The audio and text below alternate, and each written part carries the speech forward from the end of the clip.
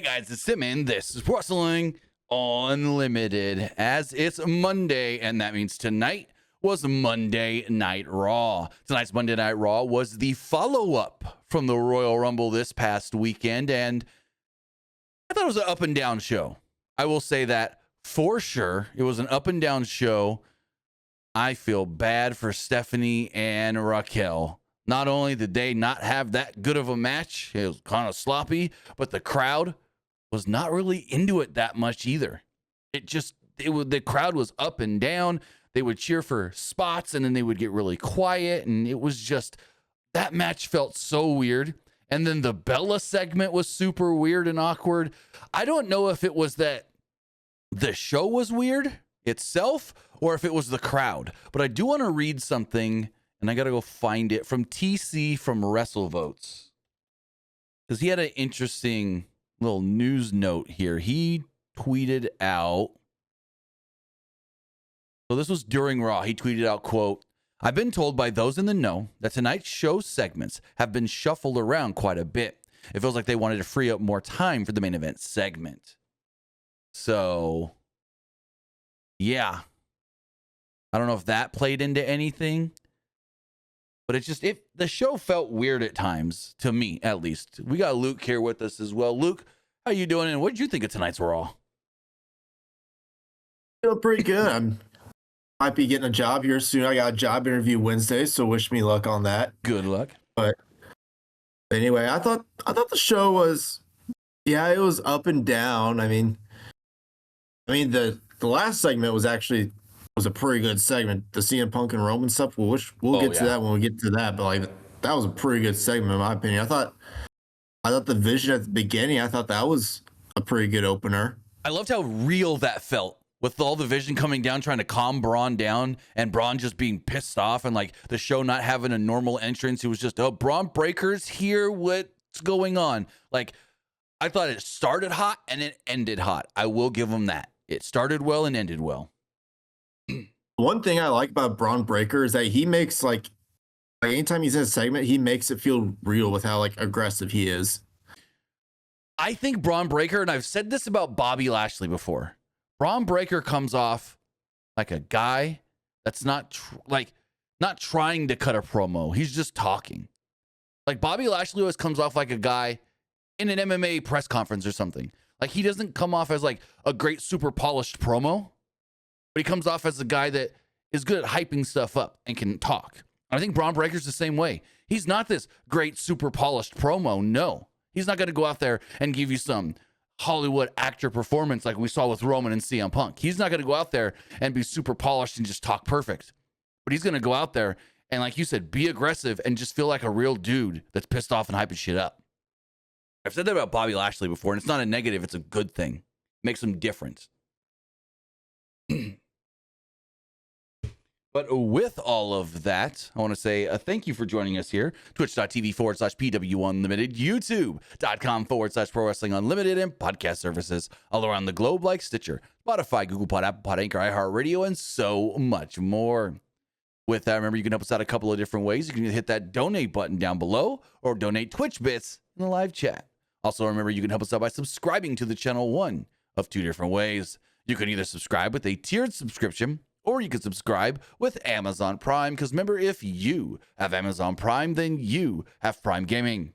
Prime Gaming gives you a lot of cool things like free games, free stuff for games, and you always get one free subscription to any Twitch channel you want to subscribe to throughout the month, and I greatly appreciate it if you did right here, Pro Wrestling Unlimited. Also, remember, you can help us out over on YouTube. Hit that subscribe button. That way you know when we post new videos, when we go live, and when we post to the community tab. Also, remember to help us out by hitting the join button and becoming a channel member. As a channel member, you get a badge next to your name, emotes, and emojis that you can use in the live chat in the comment section, and you get access to our graphics packages. Also, remember, if you want to get your comment, question, or concern read live on the air, you can do so by donating a super chat in the live chat. And finally, head over to the Epic Game Store. Head over to the Epic Game Store and buy something. Whether you're buying a new game, whether you're buying an old game, whether you're claiming a free game or getting bucks for Rocket League, Fortnite, or Fall Guys, use this code right here, PW Unlimited, at checkout, and you will be supporting us at no extra cost. With all of that, We got Monday Night Raw to talk about that, like we said, kicked off in a very hyped up way.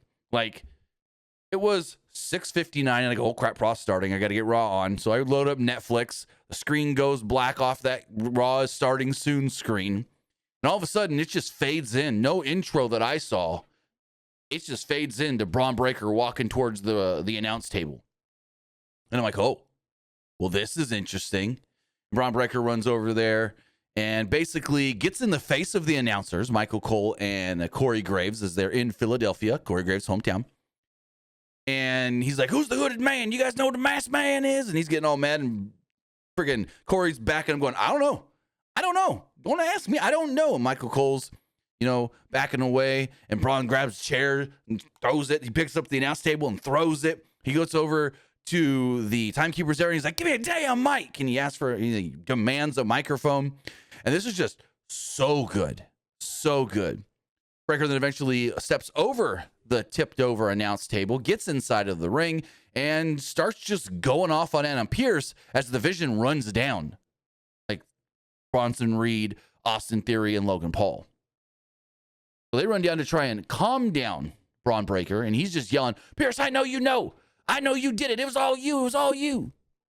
He's basically accusing Adam Pearce of having a masked man come attack him in the Rumble so he can not really be in the Rumble, I guess you would say. And Heyman took the microphone as, the rest of the Vision's trying to calm Braun down in the corner. Heyman said this was all Adam Pearce's fault. Pearce has to approve every visa for this trip, so he had to know who the masked man was. What fucking great logic by Heyman there. But I don't think that's on Adam Pearce. I wouldn't think that's on Pearce, but still, what great logic there to be like, hey, these general managers have to work on the work visas, which technically no, but again, we're nitpicking now. He also accused Adam Pearce again of making Braun Breaker the number 2 entrant. Breaker then grabbed the mic again. He basically smacked Paul Heyman's hand or whatever to shut him up, and took the mic and was like, Pearce, get out here. I'm going to count to 3. Like, question. What was he going to do if he counted to 3 and Adam Pearce didn't come out, though? He didn't say what he was going to do. He just said, I'm counting to 3. Get out here. Just go backstage and just drag him out there? I don't know. I guess. But Pearce comes down. He's like, stop. And he gets security all in front of him. He's got like almost dozen guys. He's got like 8 to 10 guys standing in front of him. So that way the Vision, or Braun Breaker specifically, can't run at him. And so he comes out and says, I'm not in the mood for any of this. You're the one that picked number 2. I didn't give you number 2. I don't make those decisions. You were one of the first people of anybody to pick your number, and you picked that number. Nobody else gave it to you. He said that he would give Breaker a gift, though, and let him keep his job after that piss-poor performance in the Royal Rumble. And I'm like, okay, what are we doing here, Pearce? I like Adam Pearce. But now you're kind of fueling the flames. You're pissing him off a little more, calling it a piss-poor performance, in my opinion. A Breaker would snap again and scramble out of the ring, tripping over himself in the process and all that. And it just felt real. He was stopped by Bronson Reed before he can get to the security, and then Pearce just kind of left. I was like, this was good, but then the Adam Pearce stuff was a little weird for me. Like, Pearce was, what's the word I'm looking for? Instigating and just pissing him off more. What'd you think? Yeah, Pearce was just pissing him off more. So Adam Pearce leaves, and then all of a sudden, LA Knight shows up. His music hits, LA Knight, and he appears in the ring with a chair. He blindsides Austin Theory and Logan Paul, beats them down. Reed then chased him away. He runs off in the crowd as an upset Braun Breaker just says, fuck all this, and goes to the back. Very hot start to Monday Night Raw, I will say. Very hot start. I liked it. Do you know what they could do? What? I was thinking, like what if, so Pearce said, like, the last person we've seen as a masked man who was doing attacks was Austin Theory. What if, like, next week, everyone in the Vision started questioning Austin Theory? It was like, were you the one that attacked Braun Breaker? That wouldn't be a bad idea. I forgot to mention that he did say that. Yeah. Because like, what if they all just start questioning him theories? Like, what? No, it wasn't me. Good catch. But so some people have taken a screenshot, like the best we could see of the masked man, like straight on, and it looks like he's got blondish or very light brown goatee. A lot of people saying Logan. A lot of people. Sorry, like a lot of people on Twitter. A lot of people on Twitter I've seen. Some people are saying Grayson Waller was playing the masked man just as like a. I need to like swerve fan. I saw that, but I want to look at something really fast. I don't think Grayson Waller has a bushy enough beard.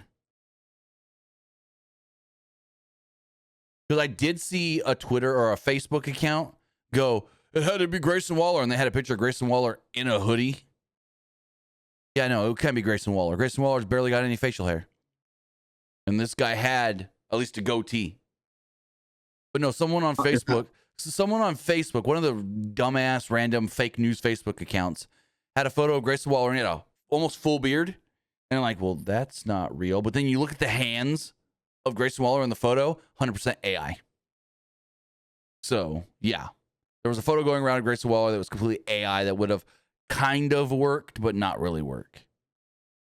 Grayson Waller has a goatee tray, but it's very, very, very faint and trimmed down. Like, he's got stubble, basically. Like, he uses a one guard. It's not enough from what we saw with the masked guy. Like, when he does have facial hair, it's with like a one guard. He doesn't grow it out. So. Yeah, I have no clue. Yeah, I mean, I think they're playing it out because it could be Seth Rollins. They're saying they're probably having someone just playing as the masked man. Then once they do the big reveal, I think they'll do Seth Rollins. They want you to think it's Seth Rollins, just like with Austin Theory. They wanted you to think it could have been Seth. And for everyone that says, for Austin Theory, though, we all knew it was Austin Theory. Well, it was known by that night because all the rumors and reports came out. Hey, it's Austin Theory. Nothing's come out. That's the interesting thing. There's been no news, no like spoilers, no nothing on who this guy is. Also, I want to pull this up really fast for everyone saying, Grace Waller's got a goatee. Yeah. Hold on. Uh-oh. Why is it not? Hold on. Just do this.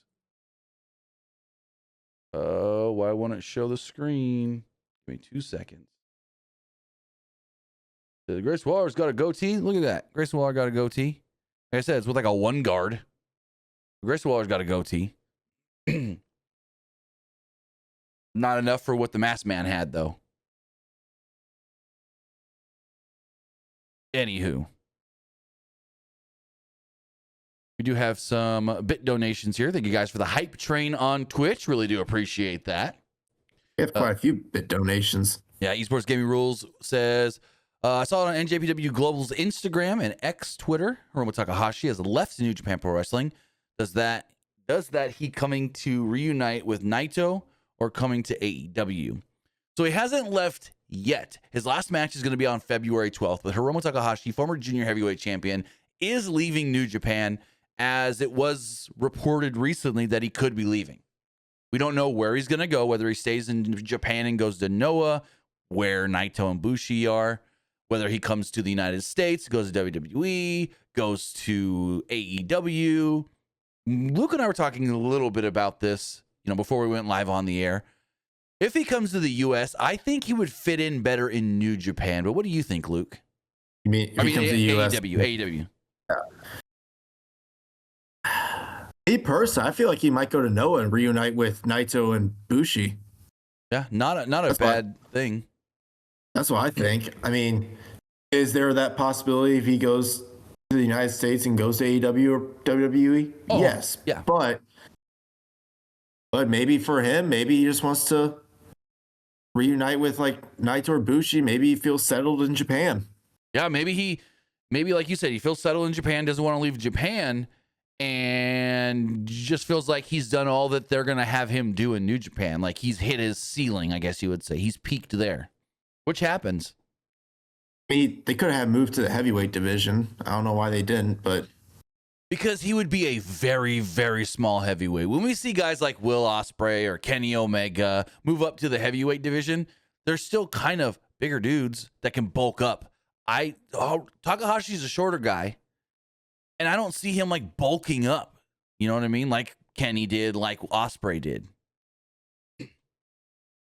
Well, speaking of those like juniors that never really like kind of just stay in the junior division, whatever happened to Kushida? I never hear anything about him. That's a good question. Is he just wrestling the indies, or? You know, I haven't heard much of Kushida in a long time either. Let's see. Go to his cage match and see what he last did. Like, I literally have not heard someone named Kushida in almost a year. Because I know he was signed with Impact for a little bit. Okay, so he's been working some New Japan and MLW. He worked MLW this past weekend. Oh, he did? Yeah, I haven't heard like anything. The only thing I heard about MLW is that Killer Cross is the new MLW World Champion. He beat Templario last Thursday for the MLW World Middleweight Championship. The same day Cross won the world title. Yeah. Yeah, Kushida's a champion in MLW. Okay. And then before that, he didn't work much in 2025, actually. He worked for New Japan. Wait. I hate how Cage Match does this. It's day month instead of month day, so it throws me off. He did work a good amount in New Japan, actually. He did some CMLL last year as well. So he's just been getting around, I guess you would say. He teamed with Kevin Knight early last year in DPW. But yeah, a lot of New Japan, and he's a champion in MLW. Yeah, I haven't heard anybody mention Kushida in a long time. More bit donations here. Eastwood's Gaming Rule says, looks like the Bella Twins are coming for the WWE Women's Tag Team Championships. As expected. We'll talk about that piss poor segment later. Like, that was bad. Awkward and bad. They were booing the Bellas, and the Bellas were like, is that because, are you doing that because the Eagles didn't make the Super Bowl? I'm like, oh, Lord. We'll talk about that. He also says, I think Roman Reigns and CM Punk have real beef with each other. I don't know. I've never heard of them having real beef. I know Seth has had real beef with Punk, but I never heard Roman. Oh, yeah. The Seth beef with Punk was real because Seth's always said, like, I never liked Punk because he was always talking trash about WWE whenever he left. And like, you know, and Seth was saying, like, I can't leave. I don't want to go anywhere else. I'm like, people work their butts off to make the WWE, and you think you're just going to leave just because you got your feelings hurt? Yeah, so I don't know if they have real beef. I've never heard it, but I mean, they made you feel like they made you feel in that main event segment tonight that it was real. And those are two great professional wrestlers and great talkers that can do that. He also says, I think the reason Obafemi squashed the War Raiders is the War Raiders are going to be in Lucha Libre AAA for an appearance. No. I mean, maybe they go to AAA, but they wouldn't need to be squashed on Raw. I thought that was good, and again, another weird thing. So Oba's a heel? I mean, we'll just talk about it right now, Luke. Is Obafemi a heel on the main roster? I don't know. I mean, it's not like he came out and just squashed two random jobber local guys, and then that would have been like, okay, whatever, heel, babyface. But he squashed two former tag team champions, a babyface tag team that the fans really like. Yeah. Maybe they have him as a heel. I don't know. It was weird. Again, I said there was some weird stuff on this show. That was one of them. I should put a counter on the screen every time we talk about one of the weird things. Muscleman 85 with a bid donation says, who do you think will be in both chamber matches? And also, what's some matches Luke wants to see at Mania? So this is actually coming off of the video I posted today. 4 matches I think we can get at Mania coming off of the Royal Rumble. So Luke, what are some matches you think we're going to see at WrestleMania coming out of the Royal Rumble? Well, we already got one for Roman versus CM Punk. Yep. I think. Oh, when they said that's the main event, I think that's definitely like the night 2 main event. Oh, 100%, 100%. I think the night 1 main event could be Drew defending against Cody and Fatu, unless they go a different route. But I feel like go for it, and then I'll say my thing in a second. Go for it.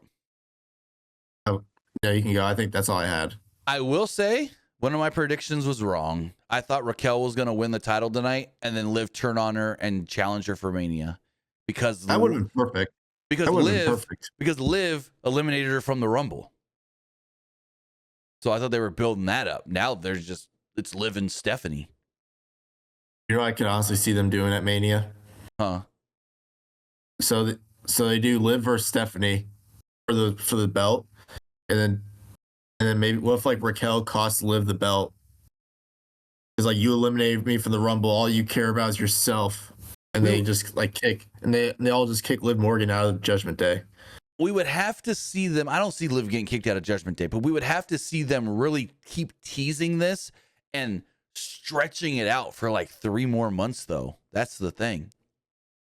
You're going to have to really stretch that and keep teasing and building it. Because like even today, where Raquel was like, hey, Liv, we need to talk about the elephant in the room. You dumped me from the Rumble. And Liv's like, well, you already had a shot at the title, so I thought you'd be fine. You're not selfish. So, yeah. For some other matches, I think there's a good chance we see like Io and Ripley defend against the Bella Twins. That's not a bad idea. Mania. I can see that. Maybe throw in Charlotte and Alexa as well. Actually, since Charlotte accidentally eliminated Alexa, what if they did Charlotte versus Alexa at Mania? Not a bad idea. It'd probably be a pretty good match. And then, as far as I'm trying to think what they would do for like the tag titles. Do you think they do Wyatt Six against the MFTs like in some sort of like hardcore match at Mania? I hope not. That would suck. Solo and Tamatonga against Uncle Howdy and like Rowan for the tag titles. It wouldn't even be Uncle Howdy and Rowan. It'd probably just be Gacy and Loomis, like we've seen. No, but what if Howdy's like, you know what? I want like Solo's mine. Tag titles versus you put the tag titles on the line. Well, no, that wouldn't make sense. The Wyatts would need the tag titles. I was gonna say we put the tag titles on the line. You put the lantern on the line. But now the MFT's got them both, so never mind. I don't know. Then the Raw tag. Go for it. The Raw tag titles. I don't even know. Well, it's gonna be it'll be the Usos. I don't see the Usos losing the titles next week. Usos against what if they did like a I don't know. I can't. Usos against Bronson Reed and Austin Theory. You know what? I hate to say it, but I would rather see it be Austin Theory and Logan Paul as the tag team. I think they would be the better tag team. You think they win the tag titles against the Usos at Mania? I don't know about winning the tag titles. I'm going to pull up the roster. I'm trying to think of all the different teams on Raw. Where are all the Raw tag teams? I mean, we have the New Day. We do the New Day versus the Usos, reunite that feud. I don't see American Alpha. I don't see Alpha Academy American Alpha. I mean, I don't see that. I don't see the El Grandes. Go for it. I have another idea for Mania. What El Grande Americano versus El Grande Americano? The loser must like relinquish their mask. Oh, that's 100% gonna happen. Mask versus mask. And then or what if I have an idea. So they do that match. Chad Gable wins, but then they have Ludwig remove his mask, and then the other El Grandes attack Chad Gable, and they remove his mask. And then they're just unmasked anyways. Yeah. Oh, we could see it, but here's the thing: Ludwig as El Grande in Mexico is over huge. That's the thing, though. It's like him in AAA is a big deal. So it's like, do they really end that? Or do they keep that going for longer? I would think Ludwig maybe beats Gable. That's just my thought on it. Because actually, I'd say just get rid of Ludwig's mask, and they had Tyler Bate and Pete Dunne get rid of their masks, and they just become like this heel faction, like going forward. I mean, you can, and it wouldn't be bad. I just don't know what kind of ramification that would have in AAA as far as, do they only love him because he's El Grande, or will they still love him even if he's Ludwig? You know what I mean? That's the big question. Do you risk AAA fans not caring anymore? They had Ludwig win. They had Chad Gable unmasked, and they're like, "I'm the better El Grande. You got hurt, and I'm more popular. People love me, and they hate you." Also, speaking of the El Grandes, you didn't see their promo segment with Byron, did you? Because it was during a commercial. No. Oh my God, Tyler Bates' Mexican accent is fucking on point. Literally, you sent it to me. I mean, I'd have to find a clip on Twitter because you can't go back and check the commercials on Netflix, even internationally. Once the commercials are over, they just take them out of the feed. But like Tyler Bate speaking English, but with a Mexican accent, oh my God, was so good. And then like Pete Dunne tried, and he was all right, but you could tell like, They let Tyler Bate talk for a couple minutes, actually. It was good. Real good. Let me see. I think what other matches. What? Carmelo Hayes versus Trick Williams for the United States title, maybe? I mean, I wouldn't hate it. Dominic versus Finn Balor for the IC title. Say it again. What if they did Dominic versus Finn Balor for the IC title at Mania? Oh, yeah. They're still building up Punk and Finn. Well, they did that match at Elimination Chamber. That's what I was thinking. All right. Because Punk has to defend the belt at Chamber. He has to. It's in Chicago. You don't think 100%. they're not going to have Punk? You think they're not going to have CM Punk wrestle in Chicago? 100%. I sent you a little clip on Twitter. Listen. I'm going to mute myself real quick so I can listen to it. Listen to that and then let me know what you think. I'll get this other bit donation.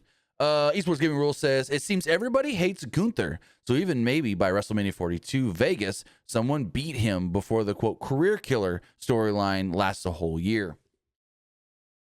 You know, when Dragon Lee, and we'll talk about this more in a minute, when Dragon Lee came down and started running wild on Gunther, I was like, oh my God, the greatest thing they've ever done with Dragon Lee. Oh my God, this is actually going to be great. Let Dragon Lee get a little bit on Gunther and a little kind of like shine, and then they just beat his ass. So I don't know what they do with Gunther next. I mean, he can't just every big opponent only be a career-ending match. He's got to have other opponents too. I just don't know what route they go right now. I mean, maybe he does Brock at SummerSlam. It looks like Brock and Oba at Mania. But yeah, I don't know where they go with Gunther right now. I think it's kind of in a little bit of a standstill. I could see them putting Gunther in the chamber. That was the other question we had that we didn't answer from a Muscle Man. Who do you think is going to be in the chamber? We would need 3 from Raw and 3 from SmackDown. Braun Breaker. I have a perfect idea for Braun Breaker in the chamber. Go for it. So let's say, I also think they had Cody in the chamber, and let's say the last 2 are Cody and Breaker. Okay. And like they have the Masked Man screw over Breaker in the chamber, and then maybe at the end they like, or maybe like after like the Masked Man screw over Breaker, they like do the big reveal. And what if it is Seth Rollins? They're like, oh my God, the Masked Man! It's Seth Rollins! It's Seth Rollins! And Cody wins, and then maybe the next night they're setting up Breaker versus Seth at Mania. Kind of like how, remember last year when Seth screwed over Punk? Mm-hmm. So this year, Seth screwing over Breaker. Seth said he thinks he can get cleared by Mania, but it's like, can he get cleared in time to do anything physical by Chamber? That's the big question. They could do it like very safe, maybe. Right. So, okay. 3 more spots for Chamber. So for Raw, you said Braun Breaker. I agree with that one. I said Gunther. And then you got Cody from SmackDown. So we need another Raw and 2 more SmackDown names. You think LA Knight maybe from Raw? LA Knight, yeah. Then we need 2 SmackDown names. Randy. Okay, that's not a bad one. I can see it. I mean, Randy has plenty of experience in the chamber. Just throw Randy in there. What if they had like a Damian Priest or a Trick Williams? Ooh, you think they go big tricky? That's a tough one. It's like you've only got 3 from. Well, no, yeah, you've only got 3 from each brand, so it's like they're really stacked right now. So it's like you've got options, but I can see. They're like pushing Trick Williams hard. Yeah, on SmackDown. that is very true. Or what? I'm trying to think. Like, Yeah, Priest or Trick make the most sense. I'm looking at the SmackDown roster here. It's either Jacob Fatu. nah. I'm thinking like, because if they're gonna do the triple threat of Drew, Cody, and Fatu, why would you put Fatu in the chamber if they have him like loop get pinned? Because they're like, That is true. That is true. like you're in the chamber, Jacob. You lost. You're not getting a shot at Mania. Yeah. I can see it being Like, Trick. let's say- I can see it being Trick then. Yeah. If you want to keep pushing Trick as a not the guy, but a top guy. So we've got Braun Breaker, Gunther, LA Knight, Cody Rhodes, Randy Orton, and Trick Williams. That's a solid chamber. Now, what about the women though? Asuka from Raw. Say Raquel. Asuka, Raquel, Roxanne, maybe. No, Yeah, I would say no, not Raquel, not Raquel. I would say Roxanne over Raquel. Roxanne over Raquel. Roxanne, Yeah. Asuka. Who else? I'm looking at the Raw roster. Let me see if I can pull this up on the screen. Lyra or Bailey, one of the two. Why is it not showing? Oh, hold on. Give me 2 seconds. I can pull this up. Let's go here.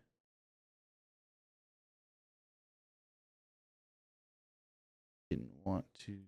There it goes.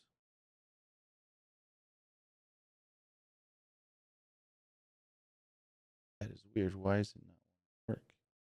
Ah, there we are.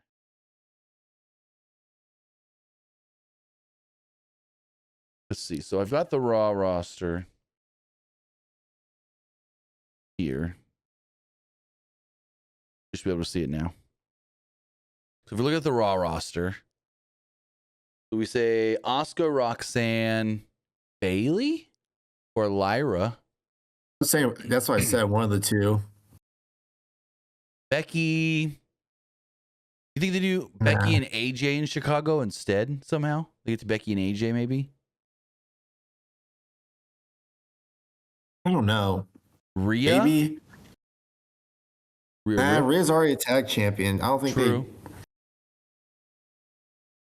Well, it doesn't matter. I mean, she was in the Rumble, and Becky is the Intercontinental Champion, was in the Rumble. But yeah, Bailey or Lyra would be the other one. I'd probably go maybe Bailey. Then for SmackDown, I would probably go roster. Tiffany. Yeah. Go Tiffany, Alexa, and Charlotte. You say Alexa and Charlotte? Yeah. Let's see. I just want to see the rest of the roster real fast. Tiffany. So we've got Nia. Or Chelsea Green, replacing either Charlotte or Alexa. I don't see Chelsea as someone that they're pushing to be in the Rumble, though. Like, honestly, in the chamber. That's what I mean. Yeah. Honestly, I wouldn't be shocked if they put Lash Legend in there, kind of similar to Trick, where they're really pushing hard. You know what I mean? Lash Legend made a lot of big eliminations. Yeah. Do you think Lash Legend is someone that could be like a really big star for the company? Yes, but she still needs time in the ring. She needs to get better. But I think she's got the charisma, just like Trick. She's got the charisma and the great, she's got a really good on-camera presence. So, yes, I think she could. No. Fuck all of that. Jordynne Grace. Oh, yes, Jordynne Grace. They need to put Jordynne Grace in there. Then we need one more for SmackDown then. Liv, we got, not Liv. We got Jordynne Grace, Lash Legend, and Tiffany. Flash. Okay, that's not bad. Flash legend Jordan Grace, Tiffany, Bailey, Roxanne, and Asuka is Yes. our women's elimination chamber. I was thinking it's either going to be Jordan Grace or Tiffany winning. Oh, yeah. No, I think Jordan Grace should win it and then challenge Jade. You don't think it's going to be Tiffany getting her revenge on Jade? No. I think it should be Jordan Grace. Push somebody new, and they're really pushing Jordan Grace hard. One last one here. Esports Gaming Rule says, do you think Ava, Simone Johnson, leaving WWE might affect The Rock's possible WWE return if he gets that Saudi payday at WrestleMania Riyadh? No, I don't think it has any effect. There's a couple of things. Maybe Ava wanted to leave. Maybe it was just maybe it was just her decision. It was her decision to not re-sign with WWE. And honestly, I feel like they didn't see it coming because she's literally was advertised for tomorrow night's NXT. They literally, coming out of last week's NXT, advertised an Ava Tony D sit-down segment. So, like, they expected her to re-sign, I guess, not to be leaving. And then she announces that she's leaving and then throws that fuck ICE and Trump administration tweet out there, deletes her Twitter, or maybe gets taken down. I don't know. But does that have anything to bearing on Rock? Probably not. Also, one thing to look at, and I don't know if this played a factor in her decision or not. Her girlfriend was cut recently by WWE. She was the developmental talent. Ava's girlfriend. Ava? Yeah. Was recently released by WWE from developmental. Like within the last maybe month or so. Since the new year, I believe, is what I heard. So I don't know if that played a factor into her not wanting to re-sign because they let her girlfriend go or not. I don't know. That I'm not sure. But I do know, according to Dave Meltzer, they were willing to give Ava a raise in her new deal.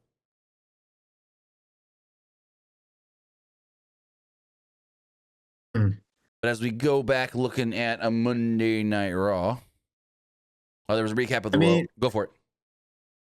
Honestly, I could see it at not this year's Rumble, next year's Rumble. They do Roman versus Rock. At Rumble? No, I mean at next year's Mania, I meant. In Saudi? Yeah. I could see it. Maybe Roman's possible last Mania. Both of their possible last Mania. Well, if they did like the Rock's retirement match and Roman's like last Mania. Well, because didn't Roman say last year he's got like 2 years left and his contract's up after Mania or something like that? He said it, and he's like, then I got to find a less physical form of entertainment to be in. So it's like, Roman's coming up on possibly being done. May only have a couple more Manias left. But like I said, we got a recap of the Royal Rumble. Liv Morgan, Stephanie McCure, Gunther were all shown arriving earlier in the day.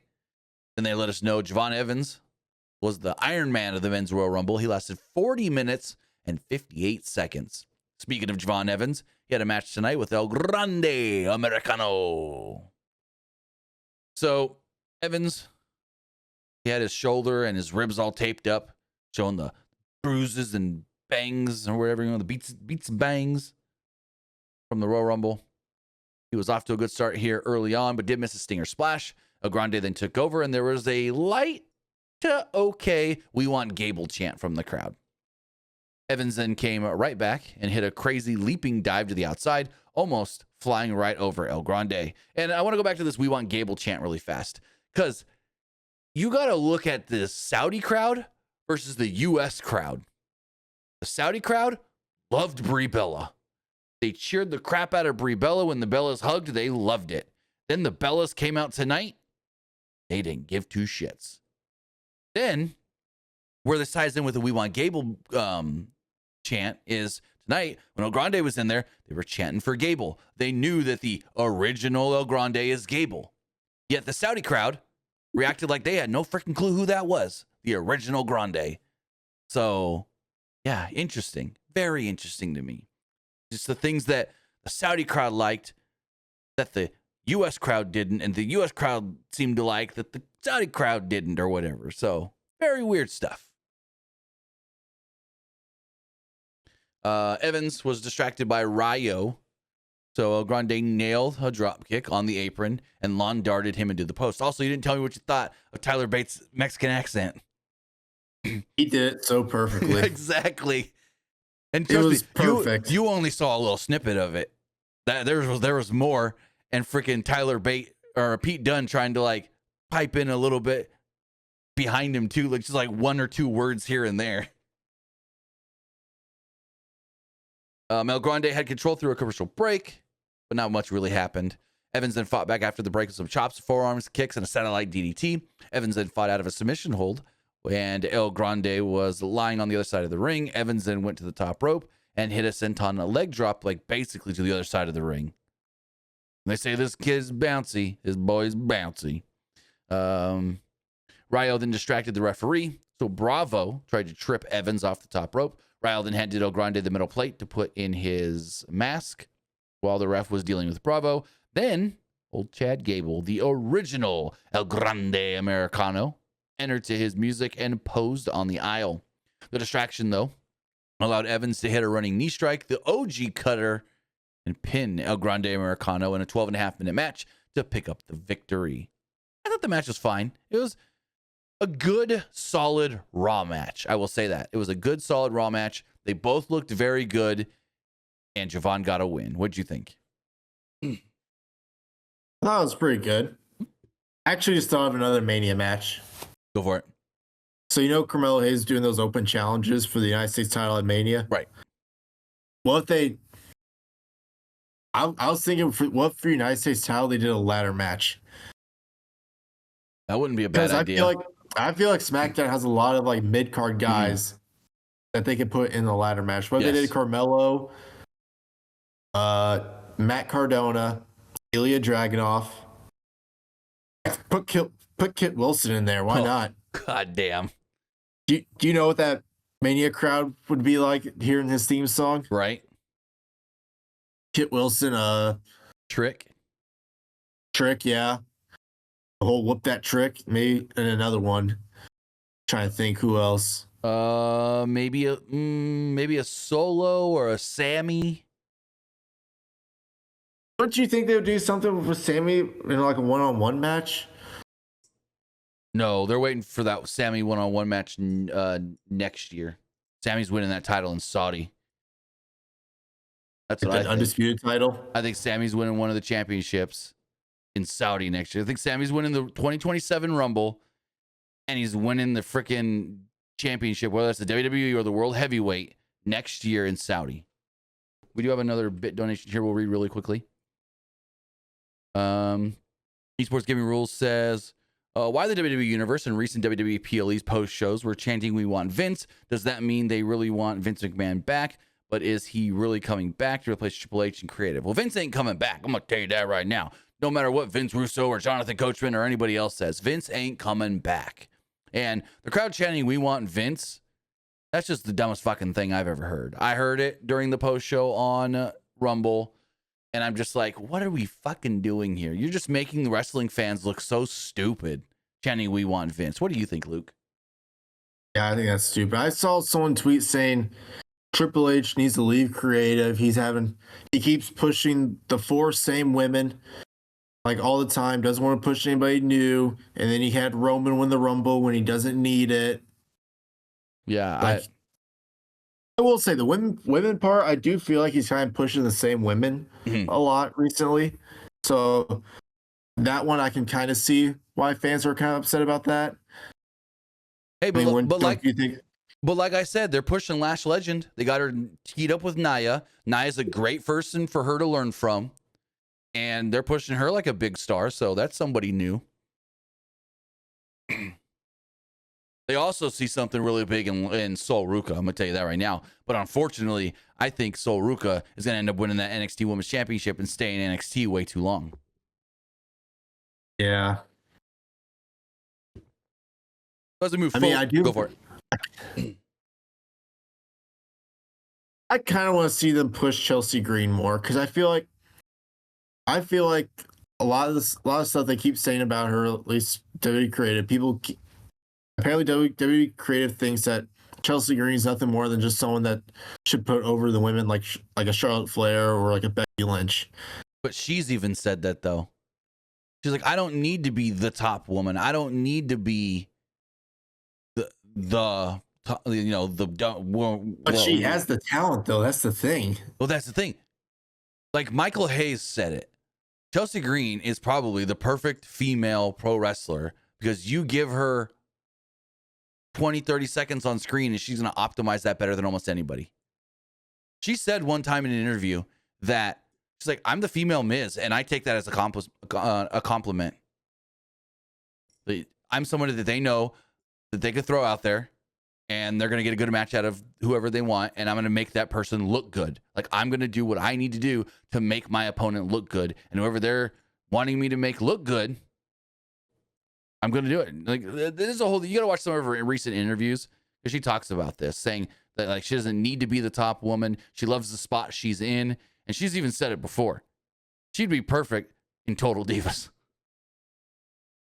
She's like, Matt Cardona in Total Divas. Right. She said it before. She goes, I should have been in the Divas era.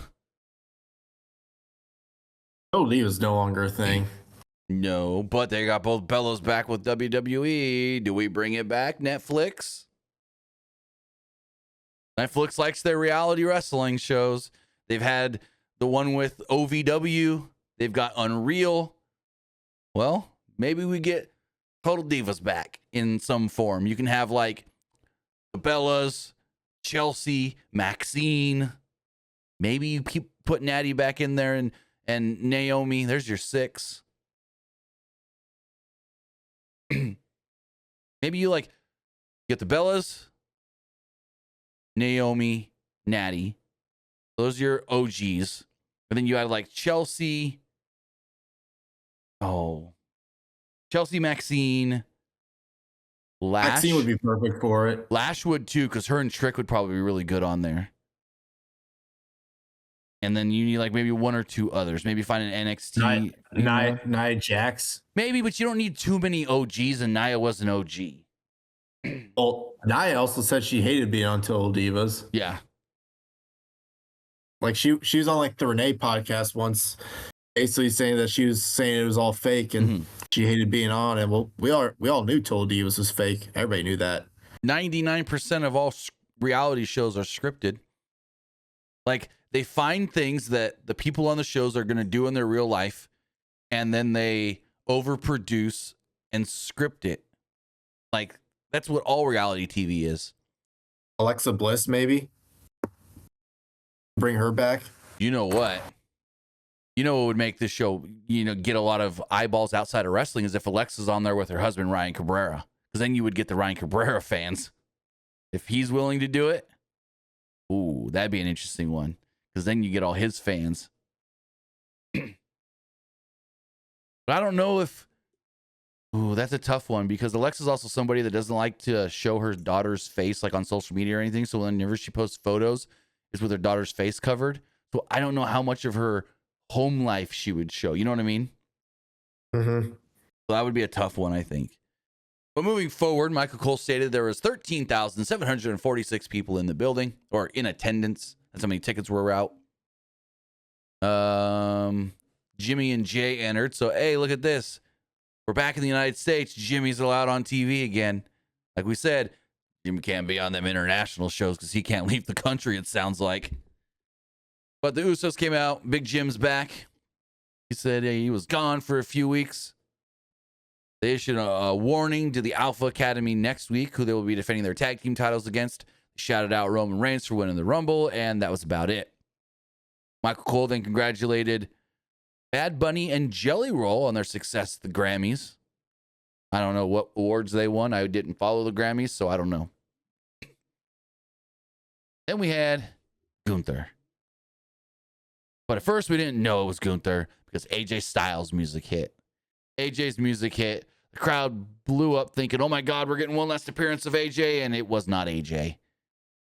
It was Gunther. Gunther excitedly walked out, did the AJ pose, and the crowd booed emphatically. Gunther tried to speak.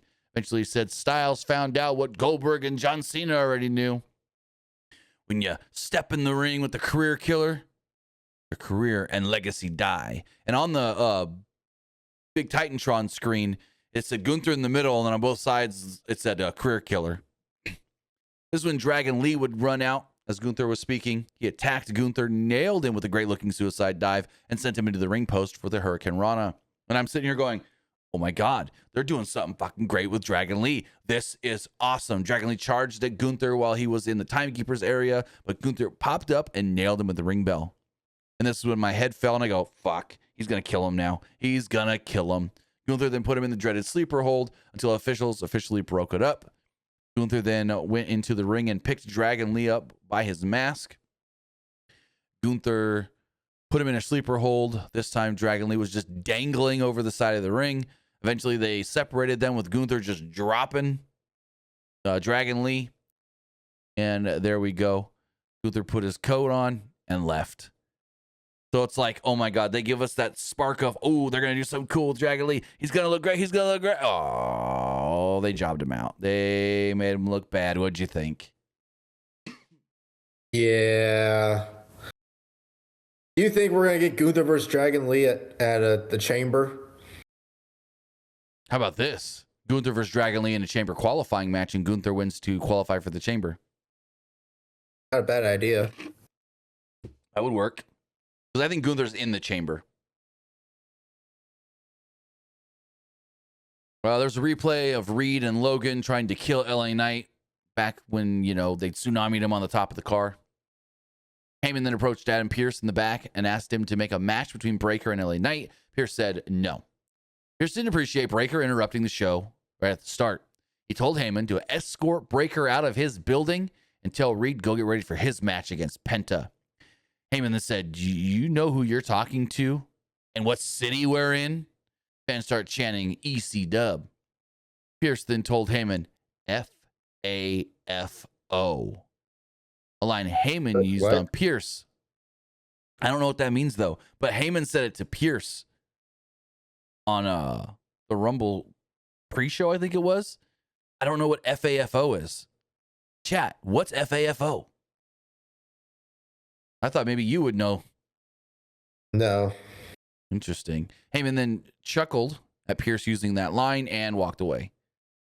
I like the line of, do you know who you're talking to and what city you're in? So they announced during a commercial break next week we'll be getting Maxine Dupree versus Natty. Maxine did some promo that wasn't all that great, but hey, she's trying. And I do like the fact that more talent that don't usually get time to speak are getting more time to speak during the commercial breaks. They're cutting the promos there. So that is a good thing. That talent that needs more reps on the mic are getting them during the commercials. She just basically did the whole thing of, I'm sick of Natty saying, Natalia elevates while Natty decimates. Well, next week she ain't going to decimate. I'm going to show her that I can survive. We see Braun Breaker. He was still pissed off and tossing stuff around backstage. Heyman tried to calm him down by telling him that Pearce had plenty of ammunition against him already. Breaker screamed at Heyman that he didn't care. And I love this badass, don't give a damn motherfucker Braun Breaker. I think this is such good work that he's doing. Breaker then barged through a door and left the building. Then we got a weird segment. The War Raiders come out, and Corey Graves is like, War Raiders right here. They're going to have a tag team match. Never said who their opponents were. And then they're in the ring. They're waiting for their opponents. And Oba's music hits. Oba Femi then comes down to the ring. And Corey Graves is like, did somebody change the run sheet, Cole? Because this is not who I have as their opponents. Still never told us who they were supposed to face. Oh, okay. Palpatine says F-A-F-O is F around and find out. Gotcha. So Oba comes down. Announcer's super shocked and confused. Femi enters the ring, destroys both guys, makes them just look like geeks. Chokeslams Ivar, power bombs Eric, and then poses on top of their freaking prone bodies. So, yeah, this is weird. I think Oba Femi's a heel. because he attacked a big babyface team. What do you think? I know we talked about it earlier, but Yeah, I think they're trying to push Oba as a big heel. like they might be trying to push him as the heel, but then at the same time, I can see like the fans thinking he looks cool because he just beat two big guys, and that may be the thing. It's like, oh yeah, they can have him go beat some skinny jobber local guys, but what's that really going to do? But they have him go beat two guys almost his size. Yeah, it makes him look even stronger. Like, what do you think he needs? A James Ellsworth like they tried with Strowman? He needs a skinny small guy. A Colin. James Ellsworth would be like, if a guy has two fists, has a fighting chance, then Braun Strowman just destroys him. Right. Like, well, you don't need. I get it. You want him to face someone that's more comparable to his size to show, hey, two guys almost my size, I can beat up myself. That's how big of a monster this guy is, which it makes sense. It makes him look, like I said, it makes him look like a bigger monster than fighting like a Colin Delaney from back in the day, another super skinny, scrawny guy. So this was fine, but still a little weird because it's like, is Oba a heel? Is Oba a babyface? I don't know. Then we got an interesting Finn Balor video. Balor said this was a business based on respect. He always gave respect in the indies and on the main roster, but he was realizing that respect was not returned to him. He was taken for granted over and over again. What happened in Belfast was not a one-off. He said he's been showing up and showing off his entire career, but Pierce still tried to tell him that the Rumble was full. It turns out respect only gets you so far. He wanted the world title. He didn't think of himself as a bad guy, but warned CM Punk he's willing to do bad things. So we'll see. Like we said earlier, I think we could see Punk and Balor rematch at Chamber in Chicago. Muscle Man with a 100-bit donation. Thank you so much for that, Muscle Man. They said, which Rumble was the worst Rumble of all time? Also, does Balor get a big push this year? What do you think was the worst Rumble of all time? I'm trying to think. Worst Rumble? I mean, what was it? Everyone keeps saying 18 or 19? Everyone keeps saying like the 40-person Rumble, like the Del Rio one. It was not that great. That was a pretty bad Rumble. Yeah. The 2021 Rumble, the one that I was at, that was a pretty bad Rumble. You think? They had the opening show be Roman versus Seth that ended in a DQ. Ronda Rousey won the Women's Rumble. They did Bobby Lashley versus Brock, where Roman came out and screwed over Brock. They did Becky Lynch versus Doudrop. And then for the Men's Rumble, they had Brock win as entry number 30, and the whole competitors for that Rumble. Don't get me started. Freaking Johnny Knoxville. They had Shane McMahon come back and eliminate Kevin Owens and a bunch of other big baby faces. I mean, 2018 wasn't all that great either. Which one was that? Was that Shinsuke winning? I think so. Yeah, Shinsuke and Asuka. Honestly, the Rumble match wasn't that bad. That's when Ray came back and it was pretty fun. And yeah. But that Rumble match wasn't bad. Or are you talking about the actual match show? Like the whole show itself. Like we had AJ Styles in a handicap. They called it a handicap match. I don't know, maybe more of a triple threat. But it was AJ Styles against Kevin Owens and Sami Zayn. The Usos took on Chad Gable and Shelton Benjamin. And I want to say a 2 out of 3 falls match. Brock. I think they had Brock versus Finn Balor. No. That was Brock against Kane and Braun Strowman when Braun Strowman was being too stiff, so Brock literally punched him in the face. That's the one when Brock gave Braun a receipt and literally punched the shit out of him. But that was the first. They also did the first ever Women's Rumble. Yeah. And then they also had Cesaro and Sheamus against Seth Rollins and Jason Jordan for the tag titles, for the Raw tag titles. Yikes. Yep. Honestly, remember the 2015 Rumble where everybody wanted Daniel Bryan to win, but he got eliminated? Then the last two were Roman and Rusev, and everyone kept booing Roman. And everybody was basically just chanting for Rusev to win because nobody wanted Roman to win that Rumble. Philly. Roman talked about it tonight. That was Philly. Roman's like, you guys like that. Go for it. No, but like back then, like when they were trying to push Roman as a big baby face, fans just kept booing him. Yep, because they felt like he was being pushed, and it wasn't the guy they wanted. But I don't know. Worst Rumble though. Ooh, it's a tough one. Like I said, what was 2017? So 2019 wasn't all that great, but 2017. 2017, that's when Randy won and challenged Bray Wyatt. Yeah, that one wasn't.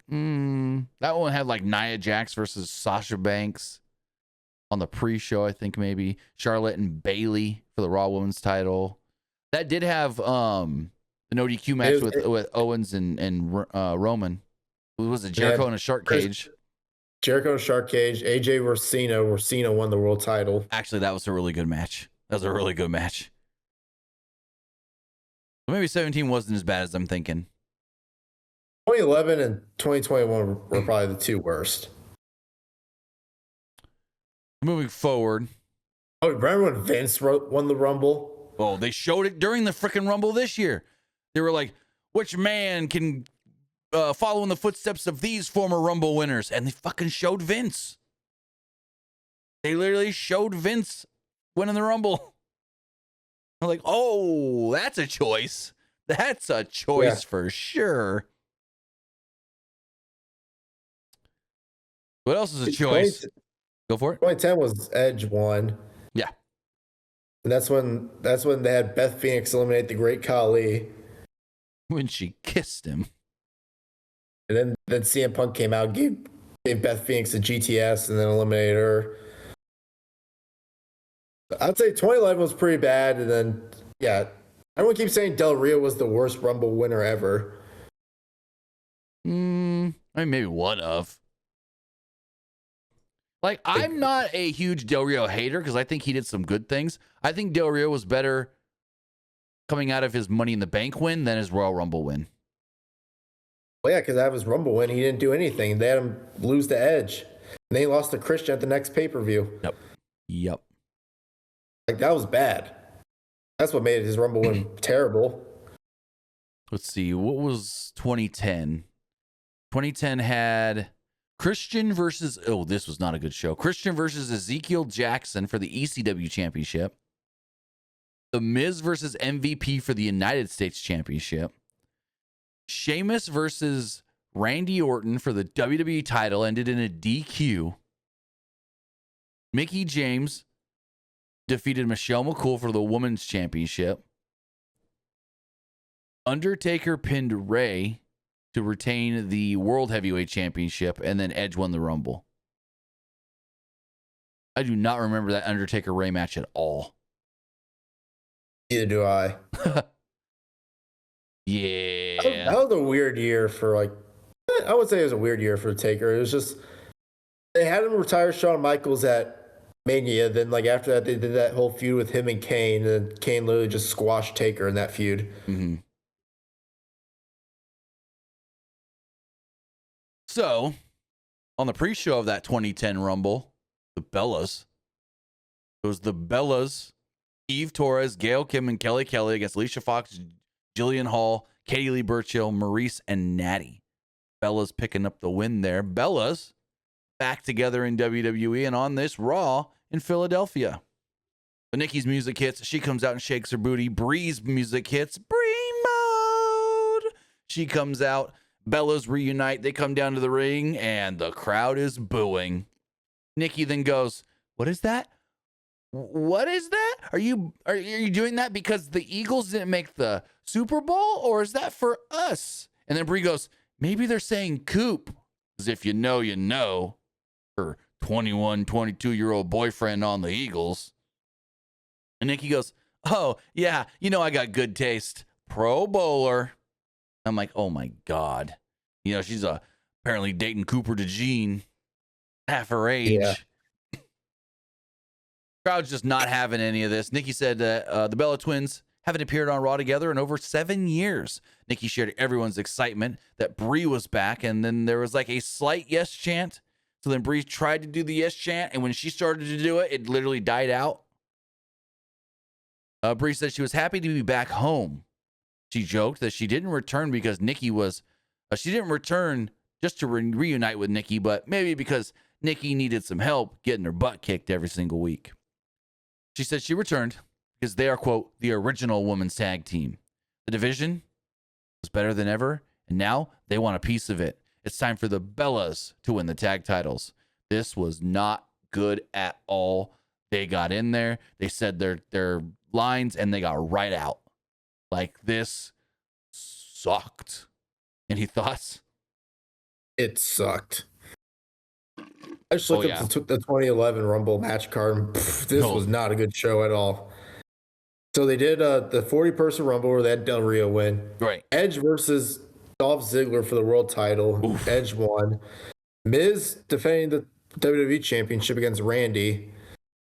And then they did a fatal four-way match for the Divas Championship. Natalya versus Eve Torres versus Layla versus Michelle McCool. And then Eve defeated Layla to win the belt.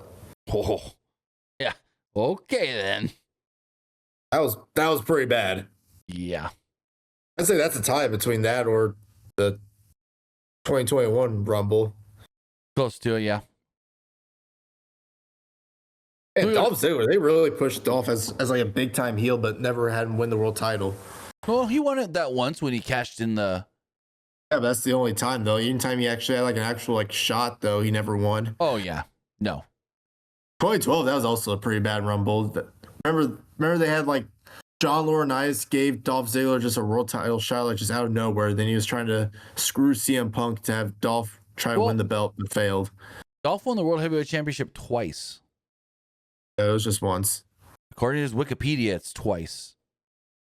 Well, he won the NXT Championship. He never won the world title twice. Hold on, I'm looking back here. I'm looking at the list of World Heavyweight Champions. Let's go Dolph. Find Dolph. Why won't it search? That's maybe he did. I don't know. Come on, Wikipedia. Why won't you search? Hold on. Let me do this. There we go. Dolph Ziggler won it. He was awarded the title in February of 2011 by SmackDown General Manager Vicky Guerrero. They probably lost it the same night. Held it for less than a day. That same night, he lost it to Edge. Yeah, they probably did Edge versus Ziggler at the Rumble. So, yeah. Does that even count, honestly? Well, no. When was the 2011 Rumble? It would have been before this. This was February. Yeah. No, because like maybe the belt was like maybe Edge had to like relinquish the belt due to injury or something, or maybe like some storyline thing. They had to relinquish it. Edge was stripped of the title by SmackDown General Manager Vicky Guerrero as a result of using the spear, which had been a banned move. Edge was banned from using the spear. He used it anyways, and Vicky stripped him of the belt. Dolph then was awarded the title that same night, and then Edge won it back that same night. Okay, then. I don't remember any of that because that's when I was moving to Texas in the military, and I missed like all of that February, really. Okay, does that even count of him winning the world title then if he was stripped and then just handed it? I don't even know if that counts. Technically, he's had it twice. Technically, he's been acknowledged as the World Heavyweight Champion on 2 different occasions. Moving forward, Otis and Tozawa were backstage. Burt Kreischer showed up. Maxine then showed up. And she says she's going to break Natty's ankle. And she was all hyped up. And then they hyped up Burt. And Burt took his shirt off. And Otis was like, oh, yeah, Philly. Oh, yeah, this is awkward. They said they're going to win the tag titles next week against the Usos, which ain't going to happen. Then we move forward to Penta versus Bronson Reed. About 90 seconds to 2 minutes in, we went to a commercial break. Nothing happened really before that. Afterwards, Penta hit a dive coming out of the break, but it didn't matter because Reed got the heat moments later. Penta came back with the springboard tornado DDT for a 2, though. Reed then hit a power slam for a 2, and Penta came back with a backstabber for a 2. Theory jumped up on the apron and wiped out Penta. Also where Theory jumped on the apron, so Penta kicked him. Penta then also knocked Logan Paul off the apron and wiped out both guys with a dive. Penta accidentally knocked the referee out of the ring when he attacked Logan. Penta then took too much time dealing with the Vision, so Reed hit him with a Jagged Edge, his Death Valley driver, and a Tsunami, but the referee was still down not to make the count. Reed then went to the outside and grabbed a steel chair, thinking, well, if the ref's down, I could cheat. But he was attacked by LA Knight, who gave him a BFT on the chair on the outside. Knight was then chased off by Logan Paul and Austin Theory through the crowd. And the referee was like, what is going on here? This guy is out. I got to count. And Heyman's yelling at the ref, don't count.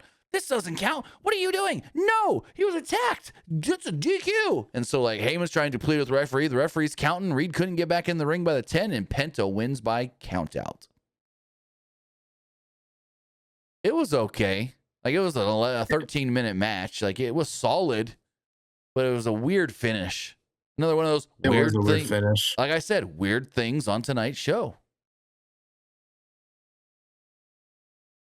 Moving forward, this is when we got the Americanos doing interview with Byron Saxton during the break, with Pete Dunne and Tyler Bate doing Mexican accents, with Tyler Bate actually not being that bad. We come back from the break, and we get the return of Dominic Mysterio. Dom's been out for a little while with an injury. We do know that Dom is going to be on this weekend's AAA. I think it's a live AAA. They're starting the Rey de Reyes tournament. Penta's going to be there as well. Dom comes out. Dom's new freaking neck tattoo that he just recently got, all in its glory. He keeps like lifting his neck up to show it. He comes out. He's wearing these like thin glasses, and fucking Corey Graves. Well, first off, Michael Cole says, "Oh, Dom's back. He still hasn't shaved the mustache." And Corey's like, "The women love the mustache, Cole. Even some men." And he's got them. And then Corey Graves goes, "Also, Dom wearing them Dahmer-like glasses." I'm like, "Oh, okay." Comparing Dirty Dom to Jeffrey Dom. Anyways, can't say that, right? The crowd starts chanting. So Dominic's in there before he can even speak. Remember 2 years ago, Dom would start to speak and they'd boo the crap out of him. Well, Dom tried to speak and they started chanting, "Dirty, dirty Dom, dirty, dirty Dom." And I'm like, Billy, you're American. We don't do that here. But yeah, they're chanting for Dom like he's a big old baby face. Where are we? Mexico? Where they see Dom as a god? But Dom says, "I'm back. I'm here, unfortunately, in a place like Philly, but we got some celebrating to do. Let me introduce you to the Women's Royal Rumble winner, Liv Morgan." Liv then makes her way down to the ring. She's super excited, jumps in Dom's arms. The crowd starts chanting, "You deserve it. You deserve it." And she responds with, "I know. I am your greatest Royal Rumble winner of all time." She says she wasn't sure yet, though, who she's going to pick for WrestleMania. She still needs to think that out. Maybe I go to SmackDown and see what kind of things are there for me to assess, which 30 minutes later, less than 30 minutes later, I think she made her choice. She said what she did know was that we're crowning a new champion tonight because her best friend, her sister, big sexy Raquel Rodriguez, is going to beat Stephanie Vicaire. Rodriguez then came down to the ring. She came down there. She acknowledged Dom back, gave him a big hug. And she said, "Judgment Day, you've been celebrating a lot recently. We got your big win. But there's something we need to address. The elephant in the room. You eliminated me from the Rumble." And Liv's like, "Oh, yeah, that not about that. I know you so well. You're one of the most selfless people I know. You would be fine with that because you have a title shot tonight. You've got an opportunity. Now I have an opportunity as well. It's a win-win for the Judgment Day." And Raquel's like, "Okay, whatever." I'm like, "What?" She then told Liv, "But I have a question, or I have a favor of you. Stay in the back during this match. I don't need your help." Liv's like, "Huh?" She's like, "I want to come out here and I want to beat Stephanie on my own, become the champion on my own, and just make it that much sweeter that I did it by myself." And Liv's like, all right, whatever you say, I'll stay in the back. She didn't stay in the back. She didn't stay in the back. This was, again, just there. It was fine, whatever. I kind of expected a little more from Liv coming off of winning the Rumble, but it was really more to put over Raquel and still have some slight dissension between them. Like you said, maybe we're teasing this out for a while still. Esports Gaming Rules with Bit Donation says Stephanie McCure has new theme music, we think. It is. And for some reason, to me at least, she comes out and I go, they give her new music that sounds like Finn's old music? It kind of sounded like the Finn Balor music basically, a little bit. They're making her like the female Finn Balor almost. She's got the freaking smoke, the fog. She gets down on all fours when she walks out. I'm like, she ain't the freaking demon. She's La Primera. What if they give her like a female like demon character like that she only uses that like pay-per-views or premium live events? She wears the horns. What if they gave her like a female like demon queen almost? Oh, I don't know. That would be interesting. But we did have a Philly street fight. Stephanie McCure defending the title against Raquel Rodriguez. And yeah, this match was fine. It was mostly good. It dragged at times. It went 22 minutes. Very lacking on the crowd heat. And it was sloppy at times as well. I will say that.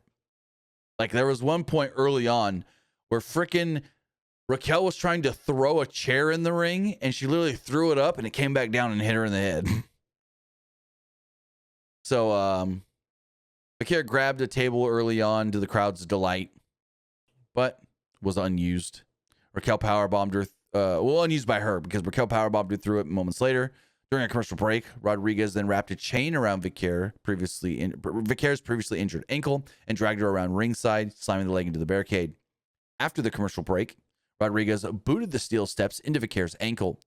Vicare avoided a steel chair shot and attacked Rodriguez with a kendo stick. At this point, the crowd just ain't really buying it. Rodriguez attacked Vicare with the cardboard cover of the announce table before lawn-darting her into the post. Vicare then came back with a kendo stick shot into back suplex. She set up for the Devil's Kiss, but Rodriguez powered to her feet with Vicare up on her shoulders and dropped her off the top onto the top rope. Vicare then managed to respond with a thrust kick for a 2. Rodriguez then hit Vicare on the head with a trash can for a 2, and the fans started chanting for the Eagles. They're like, "Fly, Eagles, fly!" I'm like, "What are we doing?" They don't fucking care. Rodriguez then tossed a bunch of chairs into the ring. Corey Graves said this was a Terry Funk-like move. Rodriguez caught Vicare's crossbody attempt into a fall-away slam onto the chairs. Vicare avoided a corkscrew elbow and hit Rodriguez with a Devil's Kiss on the steel chair. Vicare wasn't done there, though. She rolled to the outside and hit a Devil's Kiss on the steel steps. And the crowd chanted one more time, and she didn't do it. During a commercial break, Vicare attacked with a kendo stick and chucked a trash can right in Raquel's face. Literally just got in the ring, grabbed this trash can and went, poof. Luckily, Raquel already had her arms up. She knew it was coming, so she had her hands up.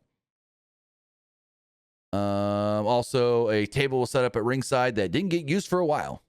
After the break, Rodriguez tried to use the steel steps as a weapon, but Vicare ducked and dropped her on the steps instead, kinda. Vicare then placed a trash can over Raquel's head and hit her with a meteor in the corner. Man, that move's gotta suck to take, because you don't know when your opponent's coming, and it's just cool. Rodriguez then booted the can into Vicare's face, and she got a 2 off of it. Rodriguez then took her time selling. No, Rodriguez took her time setting up a table. I wrote that wrong. Stephanie was selling the ankle, so Rodriguez was setting up a table while the referee was checking. It was the whole thing.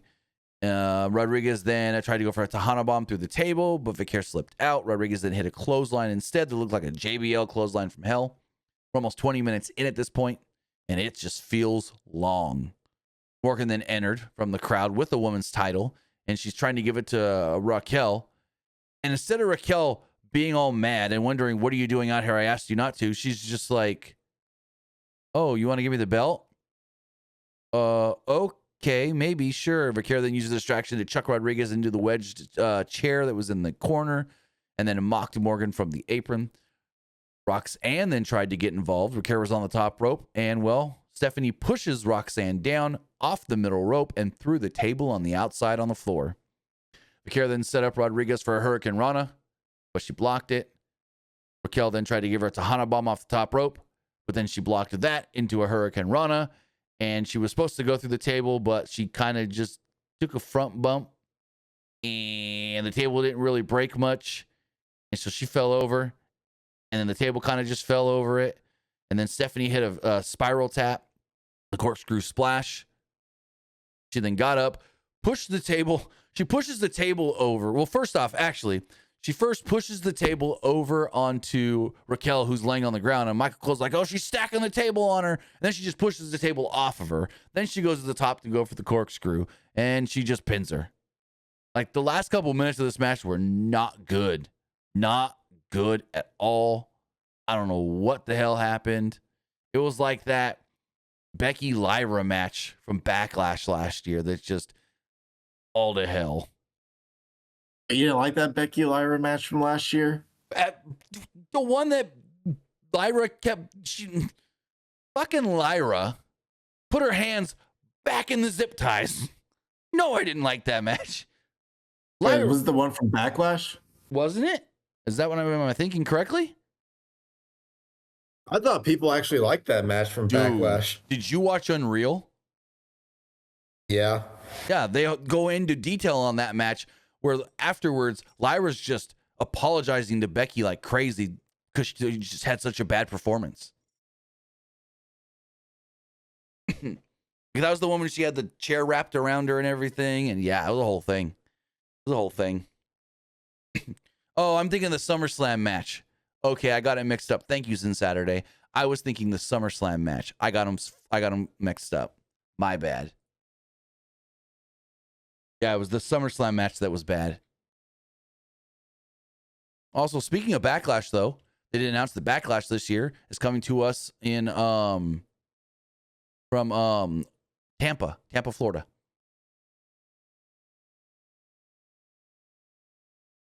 So next week's Monday Night Raw, I didn't see where Raw is going to be next week, but 3 things have so far been announced. We got Elimination Chamber qualifying matches starting. Don't know how many.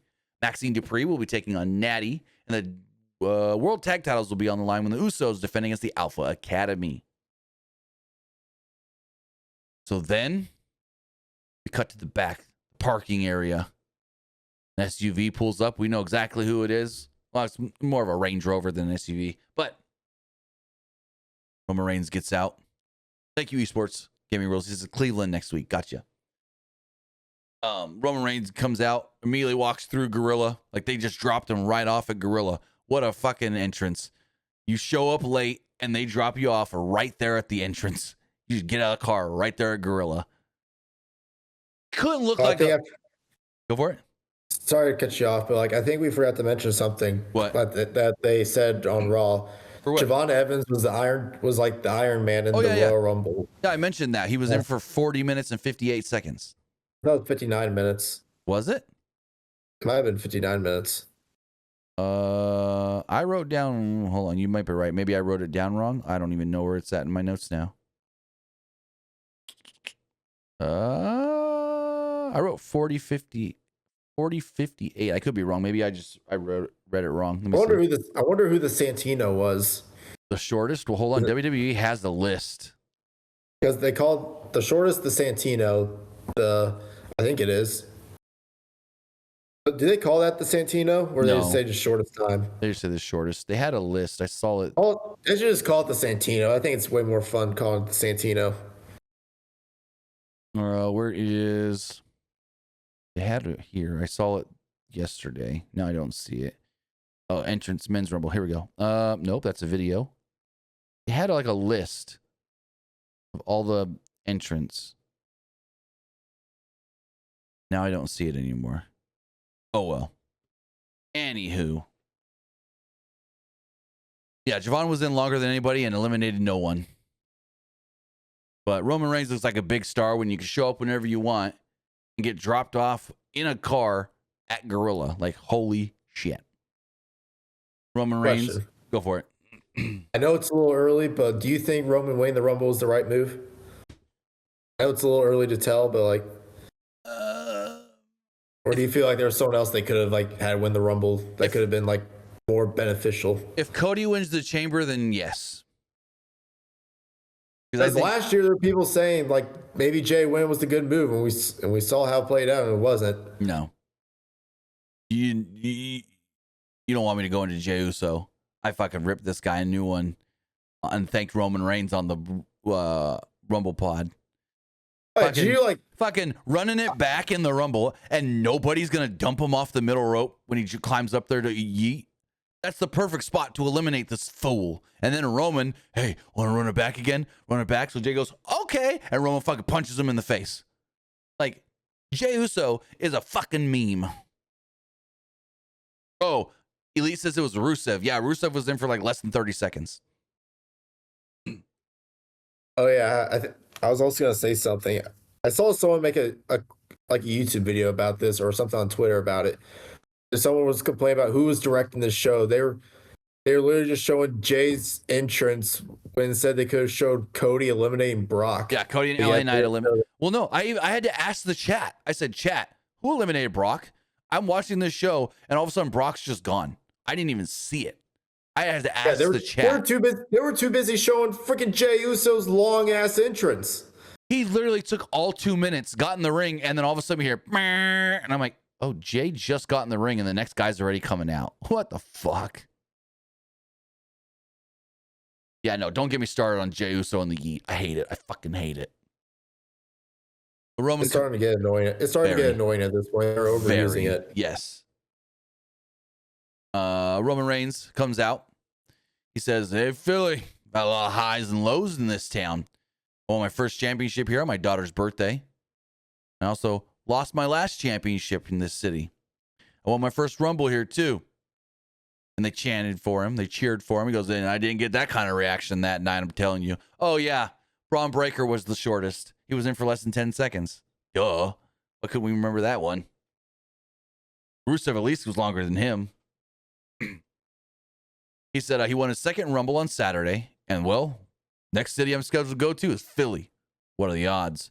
Perfect city to be in because he had a decision to make.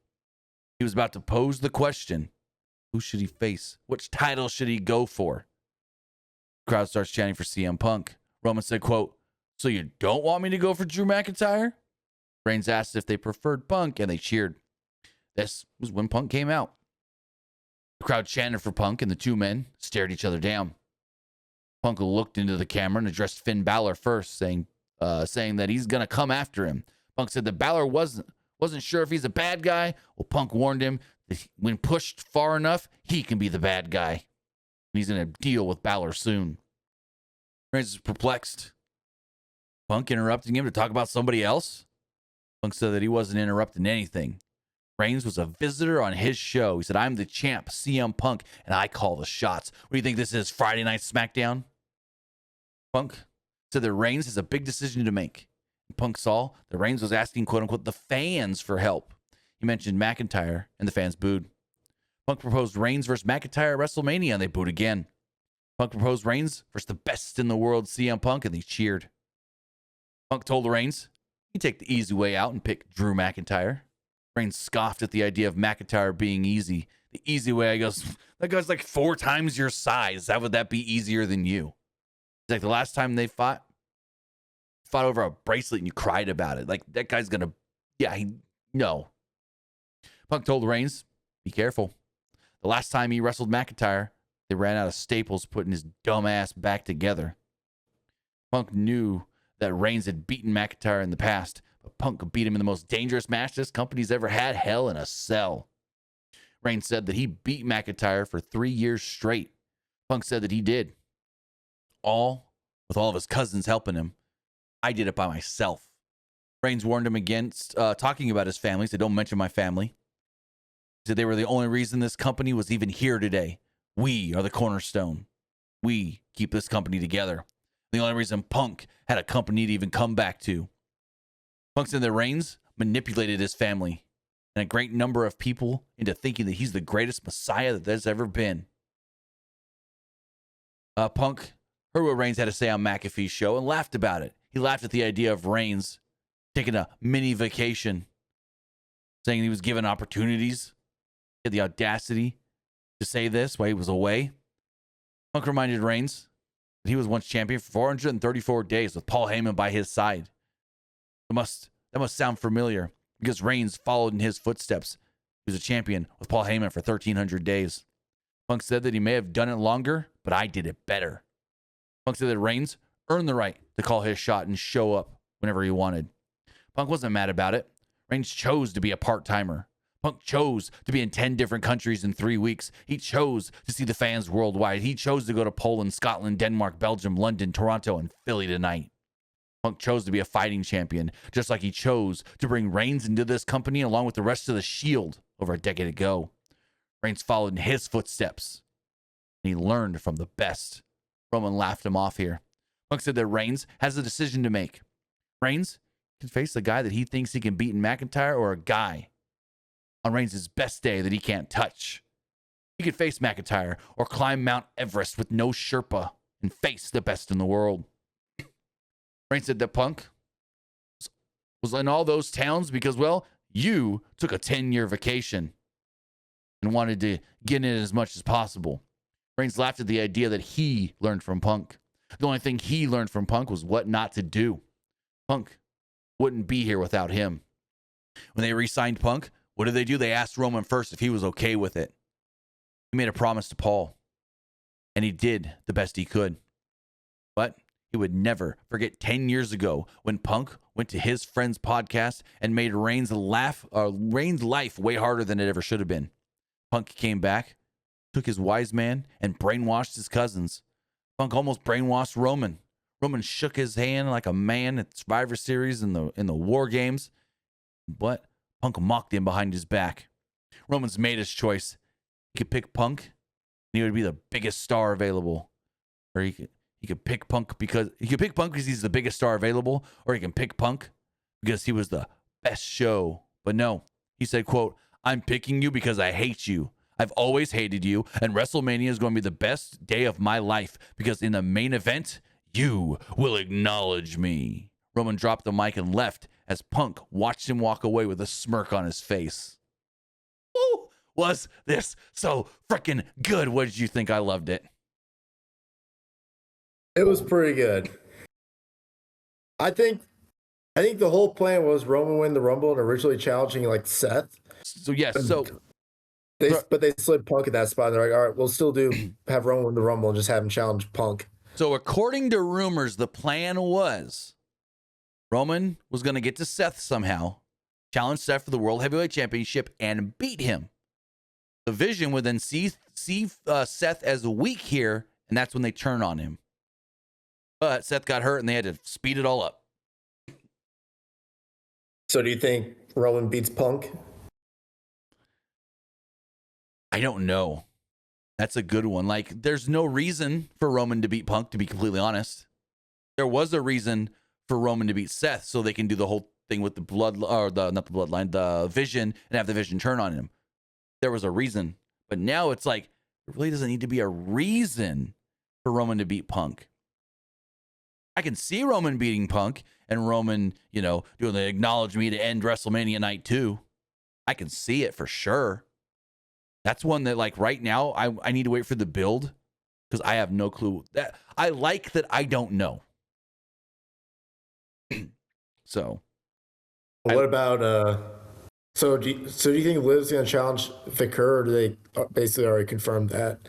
So they haven't said it, but like, she laid out Stephanie with an. I didn't mention this in the recap. She laid out Stephanie after the match with the Oblivion, and then stood over her holding the Women's World Championship. So if they go that route, do you think Liv beats Vicar? Probably. It's honestly been a while since we've seen like both Rumble winners like win the championships. Last year, Charlotte lost to Tiffany, which that kind of surprised me a little bit. Yeah. Because there were rumors like once Charlotte returned, they were going to put gold on her like immediately. and then they didn't. They just had her win the tag titles with Alexa Bliss. War Hero says Liv versus Jade ? Hell no. No, it's Liv and Stephanie. I always thought it was either gonna be Liv and Stephanie or Liv and Raquel. I think Liv and Stephanie would probably kick off either night 1 or night 2. They'll probably go that route. Right. So yeah, no, it I could honestly, like I said earlier, I could see Jordan Grace winning the Chamber and challenging Jade. That would be a pretty good match. Yeah. And then I think it would be a smart match for Jade, for them to give Jade, because I think Jordan would be able to, and I hate saying this, carry Jade through it. I think Jade's still a little messy in the ring. Jade's still not all that great. Jade's better than she's been. Like, Jade gets better. I've seen improvements in Jade, but it's like, I will admit, when she was in AEW, she was not good in the ring. Because all she was doing was those quick squashes. They weren't letting her get better because she wasn't working with anybody to make her better. They just did those big squash matches so they could do like the whole undefeated thing. I'm strong. Exactly. I can just do like a 30-second squash. Mm-hmm. Esports Gaming Rules, the bit donation says ESPN are going to promote Punk versus Roman like crazy at WrestleMania 42 Vegas. Oh yeah, I was watching. What was I watching this weekend on ABC? Or something I was watching on either Friday or Saturday on ABC, and they were promoting Royal Rumble. Watch Royal Rumble on ESPN Unlimited. Watch Royal Rumble on Disney Plus with ESPN Unlimited. So it's like, yeah, they're gonna go crazy being able to promote WrestleMania on broadcast television. And they did a good job. I saw quite a few of the Rumble ads air on ABC. With all of that, that was Monday Night Raw, ladies and gentlemen. I mean, if you go watch anything from this show, if you missed any of it, go watch that main event segment, because Roman and Punk killed it. It was so good. Like, I tried to do my best recapping it. No, you need to go watch that. But with all of that, you know what we thought of the show. Now it's time to hear what you guys thought of the show as we go and go check the polls really fast. Let's refresh all of these. As far as the Threads poll does go, 75% liked the show, 25% thought it was just all right, and nobody disliked it. Looking at the Twitter poll, 80% liked the show, 15% thought it was just all right, and 3% didn't like it. As far as the community poll does go, 72% liked the show, 19% thought it was just all right, and 9% didn't like it. Finally, the live poll, 83% liked the show, 15% thought it was just all right, and 2% didn't like it. With that, guys, that is going to wrap everything up. I want to say thank you for joining us here. Twitch.tv/PWU Unlimited, YouTube.com/Pro Wrestling Unlimited, and podcast services all around the globe like Stitcher, Spotify, Google Pod, Apple Pod, Anchor, iHeartRadio, and so much more. Also, if you guys were here when we were having the stream issues, I'm going to leave the stream up. Like, I'm going to leave that video up, but I'm going to re-upload the actual full podcast without the issues. So if you guys want to go back and check any of it, if you missed any of it or whatnot, you can go back and check that later. With that, guys, have a great rest of your night. Luke, tell them where they can find you. You can find me over at Twitter X at Petke_21. And you can also find me over at Twitch at Young Grasshopper Luke. With that, guys, we'll be back on Wednesday for AEW Dynamite. Have a great night, and I'll see you next time. Have a good one, guys.